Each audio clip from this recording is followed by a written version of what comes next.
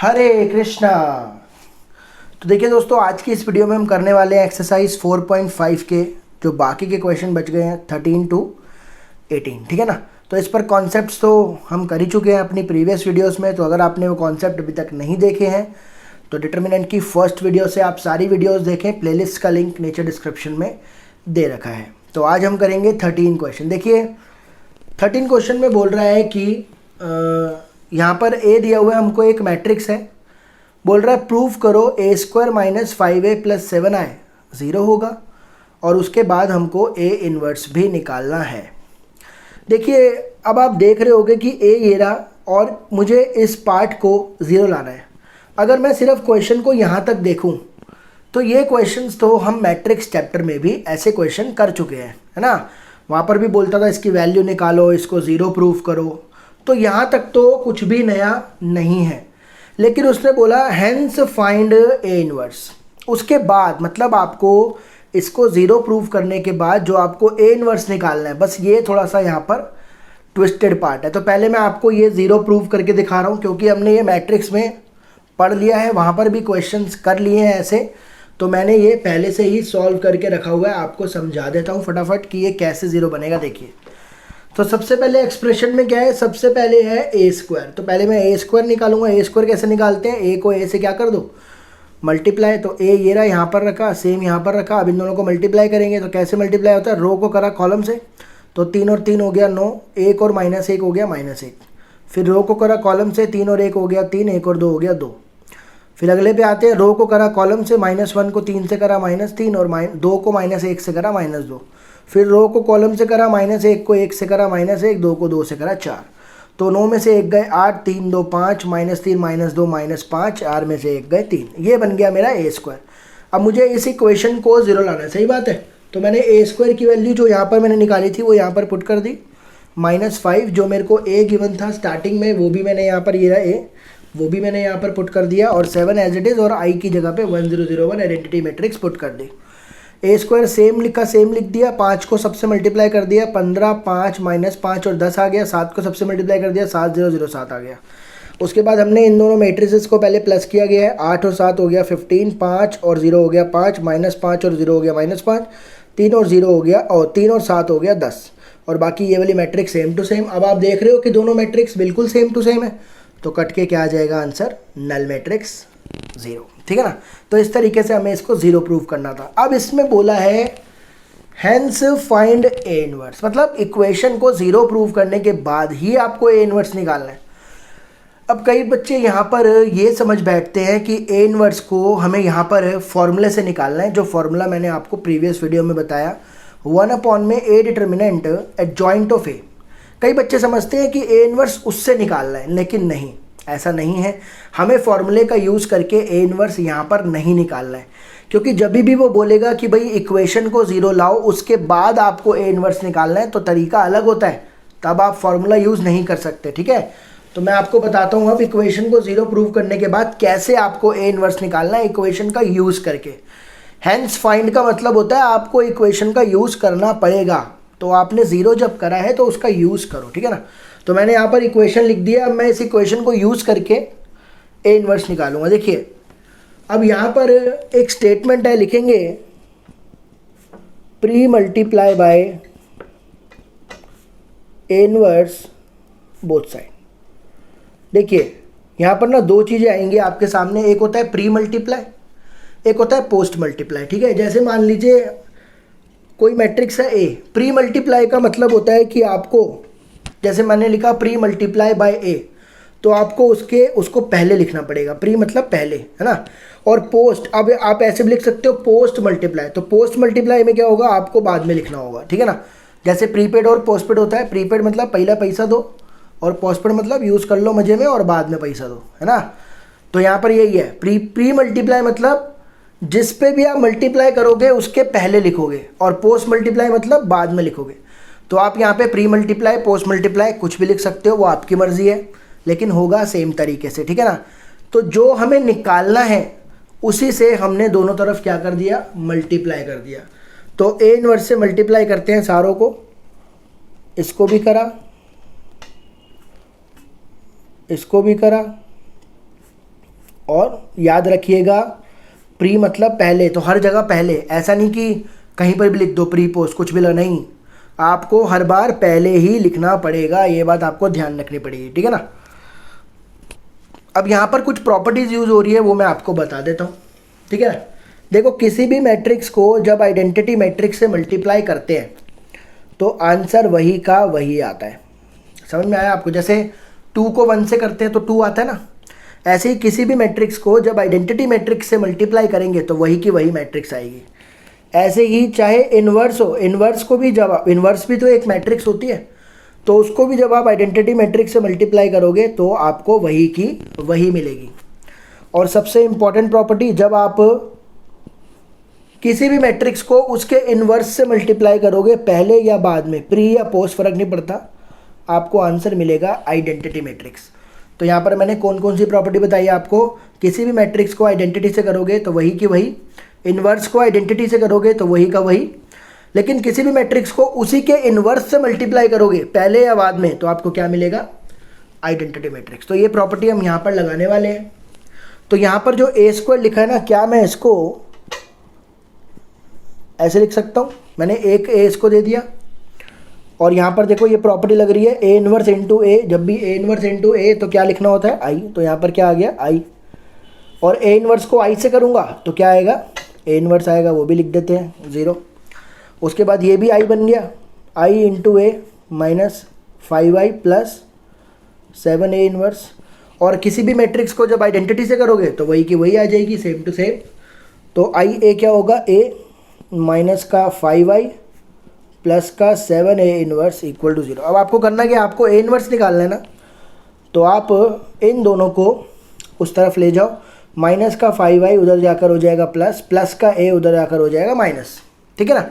तो पहले मैं इसको सॉल्व करता हूँ, 7a इनवर्स ऐसे ही रहने दो, i क्या है 1 0 0 1, और a क्या दिया था हमको, a ये रहा, क्या था 3 1 माइनस 1 2, यहाँ पर लिख देते 3 1 माइनस 1 2।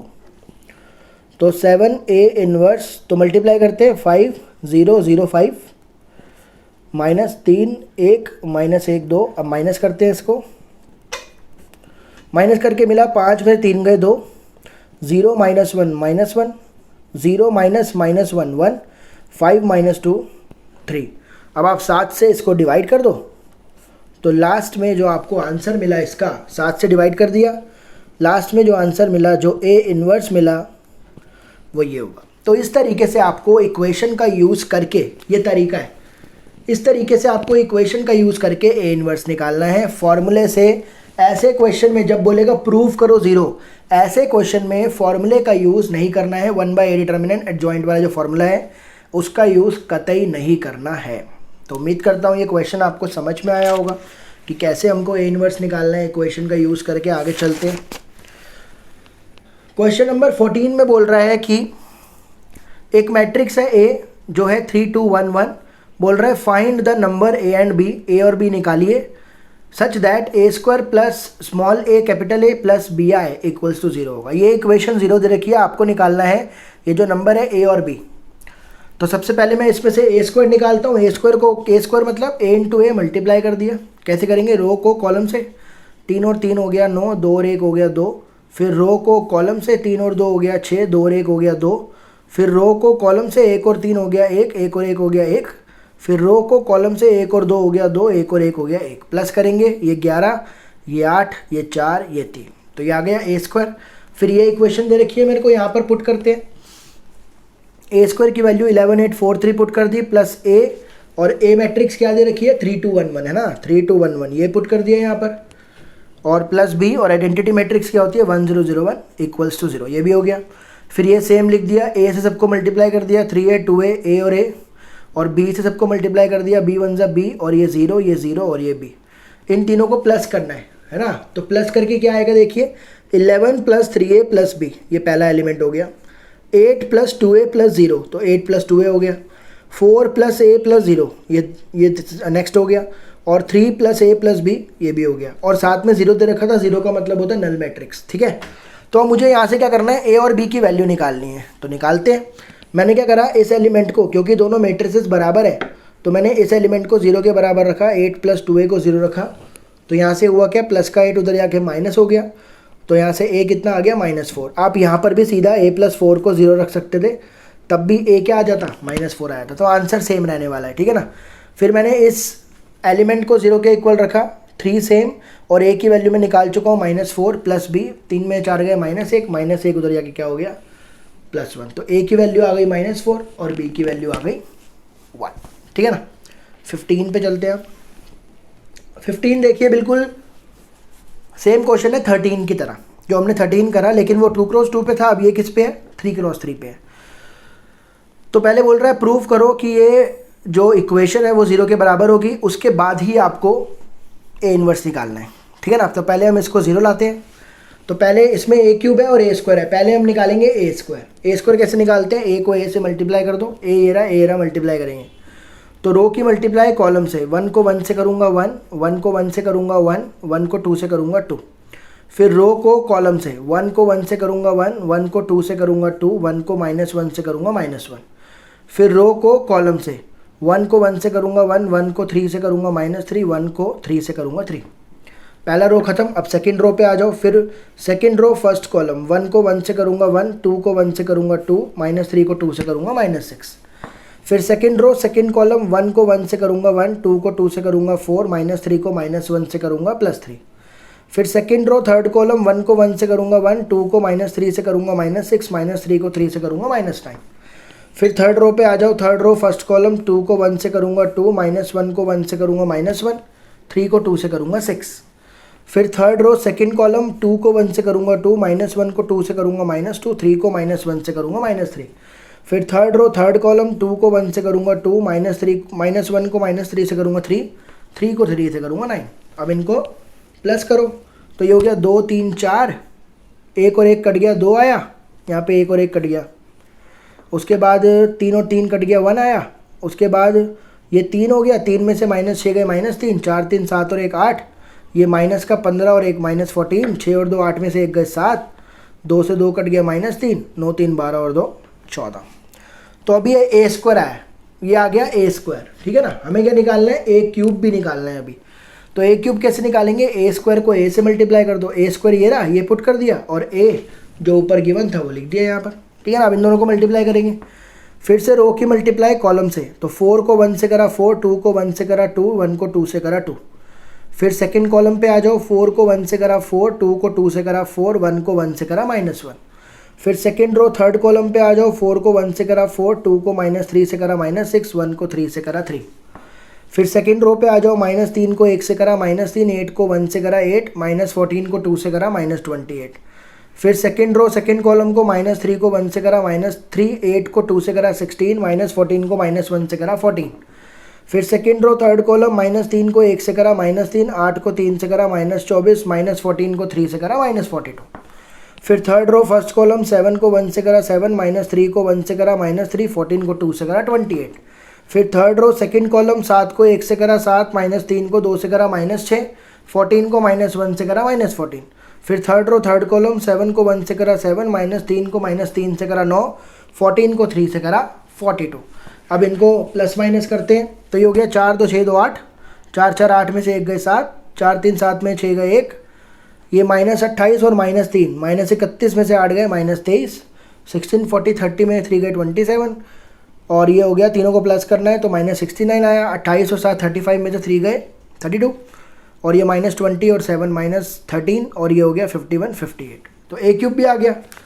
अब a³ भी आ गया और a² भी आ गया, मुझे इस इक्वेशन को 0 लाना है।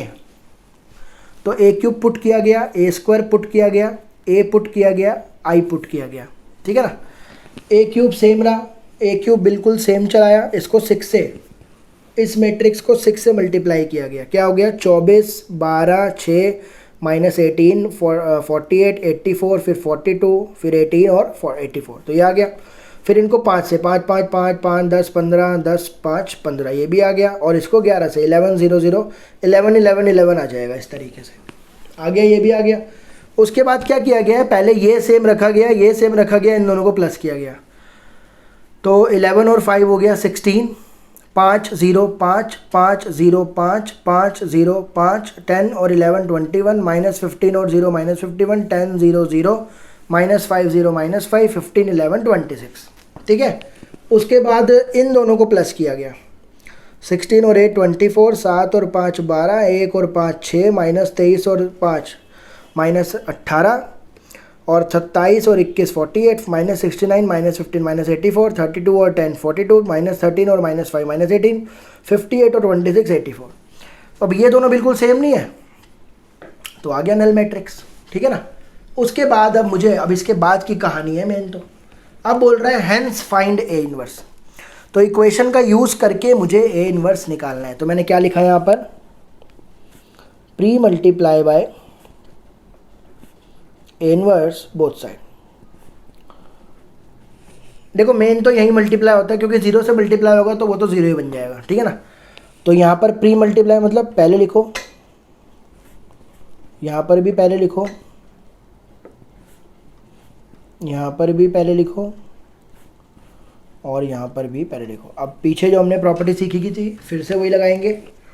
ए क्यूब की जगह पे लिख दिया मैंने, ए क्यूब को ऐसे लिख दिया, ए अलग कर दिया और ए स्क्वायर अलग कर दिया। यहाँ पर एक ए अलग कर दिया और ए अलग कर दिया, और ये क्या बन गया, आई। और ए इनवर्स इंटू आई क्या होगा, ए इनवर्स। ये क्या बन गया, आई, तो आई ए स्क्वायर। और ये क्या बन गया, आई 6 आई ए, फिर 5 आई सेम और 11 ए इनवर्स सेम। अब ए स्क्वायर भी एक मैट्रिक्स है, मैट्रिक्स को आई से करोगे तो वही का वही आएगा। तो ए स्क्वायर आया, ए को आई से करेंगे तो ए आएगा, और 5 i plus 11 a inverse equals to 0। अब 11 ए इनवर्स यहीं पे रहने दो, बाकी तीनों उधर, 6 से उधर जाकर प्लस हो जाएगा, ए स्क्वायर इधर जाकर माइनस हो जाएगा, 5 आई इधर जाकर माइनस हो जाएगा। तो अब हमें क्या करना है, अब मुझे इनकी वैल्यूज़ पुट करनी है। 6, देखिए ए क्या था, ए अब मुझे शुरू में जाना पड़ेगा। देखो ए क्या है, 1 1 1 1 2 -3, 1 1 1 1 2 -3 और 2 -1 3, तो 2 -1 3 पुट कर दिया। अब ए स्क्वायर पर ले जाते हैं, ए स्क्वायर क्या है, ये रहा 4 2 1 -3 8 -14, लिखेंगे 4 2 1 -3 8 -14 -3 8 -14 और 7 -3 और 14, 7 -3 और इसको लिखेंगे 5। और आइडेंटिटी मैट्रिक्स तो पता ही है आपको, 1 0 0 0 1 0 0 0 1। अब इसको बस सॉल्व करना है मेरे को। तो ये 11 ए इनवर्स रहेगा इक्वल्स टू में, सबसे पहले इनको 6 से मल्टीप्लाई कर दो, इस सबको 6 से, तो ये आ गया 6 6 6 6 12 -18 और ये हो गया 12 -6 और 18। ये सेम चलेगा, 4 2 1 -3 8 -14 7 -3 और 14, और इसको 5 से कर दो, 5 0 0 0 5 0 0 0 5। ठीक है ना। अब पहले मैं क्या कर रहा हूँ, पहले हम इन दोनों को माइनस करते हैं, इन दोनों को माइनस करते हैं पहले। 6 में से 4 गए 2, 6 में से 2 गए 4, 6 में से 1 गए 5, 6 -3 तो 9 हो जाएगा, 12 -8 4 हो जाएगा, -18 -14, तो -18 + 14 क्या आ गया, -4, 12 -7 5 -6 -3 -6 + 3 -3 18 -14 4, और लास्ट में क्या रह गया, 5 0 0 0 5 0 0 0 5। अब इन दोनों को माइनस करते हैं फर्दर, 11 ए इनवर्स, इन दोनों को माइनस करो, 2 - 5 -3 4 -0 5 -0 9 -0 4 -5 -1 -4 -0 -4 5 -0 5 -3 -0 -3 4 -5 -1, और लास्ट में क्या करना है, आप 11 उधर ले जाओ, तो फाइनल ए इनवर्स कितना आ गया, 1/11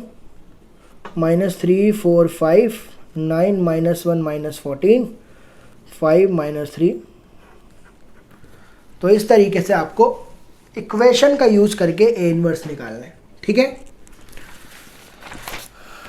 अब देखो क्वेश्चन नंबर 16, बिल्कुल सेम क्वेश्चन है, एकदम डिट्टो कॉपी जैसे मैंने अभी आपको करवाया, बिल्कुल सेम टू सेम ये क्वेश्चन आपको करना है, ठीक है ना। तो सबसे पहले आप क्या करोगे, ए मैट्रिक्स आपको दिया हुआ है, आपने इसको सबसे पहले ज़ीरो बनाना है। तो आप कैलकुलेशन का ध्यान रखते हुए इसको ज़ीरो बना लेना। जैसा कि मैंने यहाँ पर पहले ए स्क्वायर निकाला, ये रहा ए स्क्वायर, फिर मैंने ए क्यूब निकाला, ये रहा ए क्यूब, ए स्क्वायर ए क्यूब की वैल्यू फिर मैंने रिस्पेक्टिव वैल्यूज़ यहाँ पर पुट करी। पुट करने के बाद जब मैंने इन मैट्रिसेस को सॉल्व करा, देखिए लास्ट में क्या आ गया। तो बिल्कुल सेम करना है, सिर्फ कैलकुलेशन का आपको ध्यान रखना है, ये बिल्कुल ज़ीरो आ जाएगा।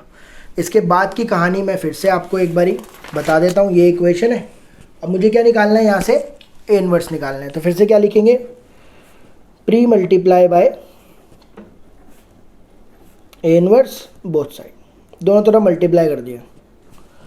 तो यहाँ पर भी मल्टीप्लाई करा, यहाँ पर भी पहले मल्टीप्लाई करा, यहाँ पर भी मल्टीप्लाई करा और यहाँ पर भी मल्टीप्लाई करा। तो यहाँ पे क्या लिख दिया, ए इनवर्स इंटू एक ए अलग कर दिया, दो अलग, यहाँ पर एक ए अलग कर दिया, बाकी एक ए अलग, और ये क्या बन गया, सीधा आई बन गया। और ए इनवर्स इंटू आई तो ए इनवर्स ही होता है। आपको समझ में आता है ना कि मैं एक ए अलग क्यों करता हूँ, ताकि ये आई बन जाए। तो ये आई बन गया, और ए स्क्वायर इंटू आई क्या होता है, ए स्क्वायर, ये आई बन गया, ए आई क्या होगा, ए, और ये 9i, और 4a इनवर्स को उधर ले जाओ। अब आपको इसको सॉल्व करना है बस। ए स्क्वायर क्या निकला था, देखते हैं पीछे। ए स्क्वायर ये रहा, ए स्क्वायर आया 6 - 5 5। तो यहाँ पर पुट करते हैं 6 - 5 5 -6 -5 6 -5 -5 6 -5 और 5 - 5 6, 5 - 5 और 5 - 5 और 6, ठीक है। अब ए, ये है 6 टाइम्स ए, तो ए क्या था, ए है 2 - 1 1, 2 - 1 1 -1 2 - 1 और 1 - 1 2, ठीक है। ये भी कर दिया। 9i 1 0 0 0 1 0 0 0 1 और इक्वल टू में चल रहा है 4a इनवर्स। तो ये तो सेम रहेगा, 6 - 5 5 -5 6 -5 5 -5 6। इसको 6 टाइम्स कर दो, 12 - 6 6 -6 12 - 6 6 -6 और 12। इसको 9 टाइम्स कर दो, 9 0 0 0 9 0 0 0 9 इक्वल टू में चल रहा है 4a इनवर्स, ठीक है ना। पहले इन दोनों को प्लस कर रहा हूँ, इन दोनों मैट्रिसेस को पहले प्लस कर रहा हूँ। तो 6 + 9 कितना हो गया, 15 -5 + 0 -5 5 + 0 5 -5 + 0 -5 6 + 9 9 6 15 ही होता है, -5 + 0 -5 5 + 0 5 -5 + 0 -5 9 6 15, ये भी आ गया। फिर 12 - 6 6 -6 12 -6 6 -6 12 और इक्वल टू में चल रहा है 4a इनवर्स। अब माइनस करना है, तो 15 में से 12 गए 3, -5 -6, तो -5 + 6 1 आ गया, 5 - 6 -1 आ गया, -5 -6 यानी कि 1 आ गया, 15 - 12 3 आ गया, -5 प्लस हो गया, 6 में से 5 गए 1 आ गया, 5 - 6 -1 आ गया, -5 -6 + 6 तो 1 हो गया, और 15 में से 12 गए 3, और लास्ट में 4 इधर जाकर क्या हो जाएगा, डिवाइड। तो फाइनल आंसर आएगा ए इनवर्स का 1/4 3 1 -1 1 3 1 और उसके बाद -1 1। तो इस तरीके से आपको ए इनवर्स निकालना होता है इक्वेशन का यूज़ करके। तो 2x2 पे भी सीख लिया हमने और 3x3 पर भी सीख लिया, ठीक है। Question number 70। अब ये है दोनों क्वेश्चन 17 और 18, कौन बनेगा करोड़पति, ठीक है भाई। तो 4 में से एक ऑप्शन करेक्ट है। बोल रहा है let A B a non singular matrix of order 3x3 then adjoint A determinant is equal to. बोल रहा है एक नॉन सिंगुलर मैट्रिक्स है। देखो भाई एक बात समझ लो, दो तरीके की मैट्रिक्स होती है, एक होती है सिंगुलर, एक होती है नॉन सिंगुलर। सिंगुलर मैट्रिक्स होती है जिसका डिटर्मिनेंट क्या होगा, 0। जैसे कि एग्जांपल देता हूँ 1 2 4 और 8। जैसे मान लो ये एक मैट्रिक्स है, मैंने बोला इसका डिटर्मिनेंट निकालो ज़रा, तो आप बोलोगे 8 माइनस 8, तो आंसर क्या आ गया, 0। ऐसी मैट्रिक्स जिसका डिटर्मिनेंट 0 है उसे बोलते हैं सिंगुलर। ये कंडीशन है, जब भी लिखा हुआ आएगा सिंगुलर मैट्रिक्स तो आपको समझ जाना है कि इसका डिटर्मिनेंट क्या है, 0 है। तो एक तो ये प्रॉपर्टी है जो 4.5 में यूज़ हुई है, क्वेश्चन में यूज़ नहीं हुई, बस यहाँ पर यूज़ हो रही है ये। और नॉन सिंगुलर मैट्रिक्स सेम, जिसका डिटर्मिनेंट क्या होगा, 0 नहीं होगा। जिसका डिटर्मिनेंट 0 है वो सिंगुलर, जिसका डिटर्मिनेंट 0 नहीं है वो नॉन सिंगुलर। तो यहाँ पर बोल रहा है कि एक नॉन सिंगुलर मैट्रिक्स है, ठीक है, जिसका ऑर्डर 3 है, ठीक है, समझ गए, ऑर्डर 3x3 है। बोल रहा है एडजॉइंट का डिटर्मिनेंट बताओ। अब देखो भाई, एडजॉइंट भी एक मैट्रिक्स होती है। अब आपको याद रखना पड़ेगा एक इम्पॉर्टेंट प्रॉपर्टी कि एडजॉइंट का डिटर्मिनेंट होता है डिटर्मिनेंट की पावर n-1। यहाँ पर n क्या है, मैट्रिक्स का ऑर्डर। जैसे 3x3 लिखा है तो n को 3 लेना है, 2x2 लिखा है तो n को 2 लेना है, एंड सो ऑन। 1x1 लिखा है तो n को 1 लेना है। तो ये प्रॉपर्टी है, बहुत इंपॉर्टेंट है और एग्जाम्स में ज़रूर आती है। एडजॉइंट ए का डिटर्मिनेंट क्या होता है, डिटर्मिनेंट ए की पावर n-1, n क्या है, ऑर्डर। तो अब फिर से क्वेश्चन पर आते हैं।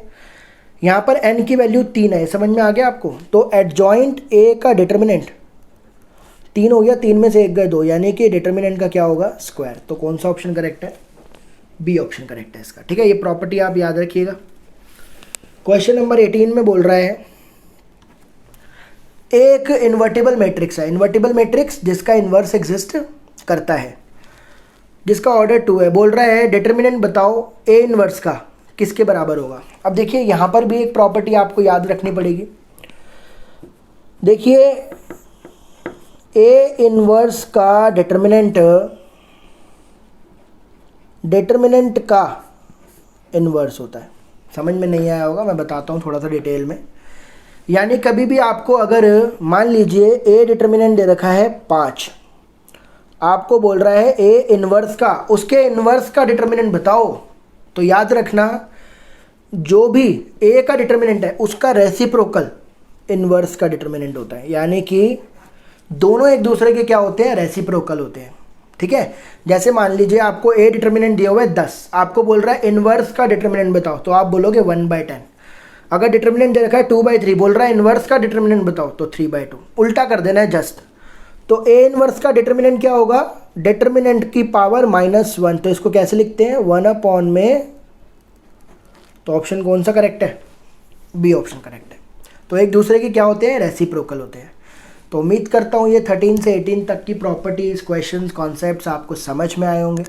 अगर कोई भी पार्ट आपको ऐसा लगा हो कि यार समझ में तो नहीं आया, तो कमेंट करके ज़रूर बताएं, आपको मैं वहीं पर समझाऊंगा। और आगे आने वाले वीडियोस के लिए बने रहें। Thank you so much.